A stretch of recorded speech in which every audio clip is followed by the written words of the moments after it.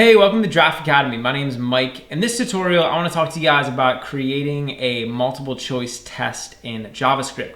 So we're actually going to write a program that will allow us to create a bunch of multiple choice questions, and then our program will take all those questions, ask the user the questions, and then record the score that the user gets. So this is going to be awesome.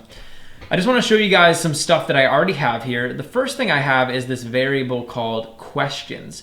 And this is a variable that I created before the video. And basically it just stores all the questions that we want to use in our multiple choice test. And I'll show you how I laid them out.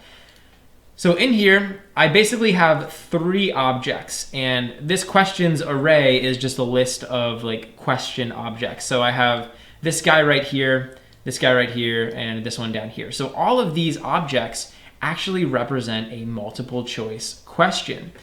So over here, you can see that I have the prompt, and this is basically like the question itself. So it's asking what color are apples? Are they red and green, purple, or orange? And then over here, I'm giving the answer. So the answer in our case is A, because apples are red and green. And I have the same thing for another question. So what color are bananas? A, teal, B, magenta, or C, yellow. You guys gotta get the point. Like, I'm creating an array of question objects.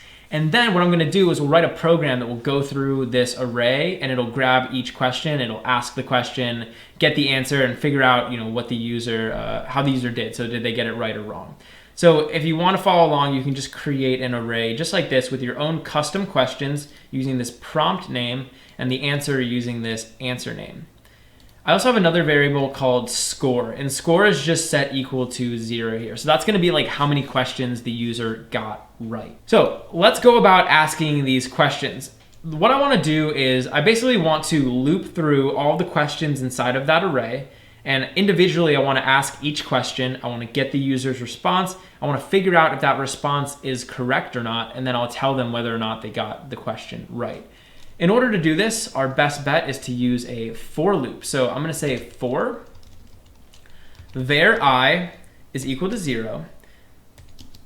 So we want to loop while I is less than questions.length. So we want to loop for as many questions there are inside of that questions array.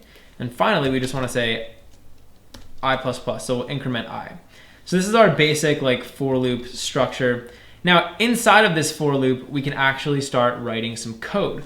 The first thing that we want to do is we want to ask the question to the user, and then we want to be able to get their response. So I'm going to create a variable, and we'll just call this response. And I'm just going to set it equal to window.prompt, and this will open up a window prompt where we can enter in some text. And inside of this prompt, this is going to be the text that the user is going to see. So this is basically like whatever I put inside these parentheses will be like what you're prompting the user to enter in.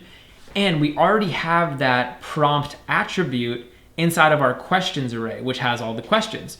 So I can say questions, and I want to access the specific question that we're looping through. So I'm going to say I, and then I can say dot prompt. And what this will do is it'll access that question prompt that we defined up there in that questions array. So this looks pretty good to me. Now, once we have the user's response, we want to figure out if they got the answer right or not. So I'm going to make an if statement. Oops. And in here, we can basically just check to see if the response is equal to the answer to the question. So the answer to the question is stored inside of that question object.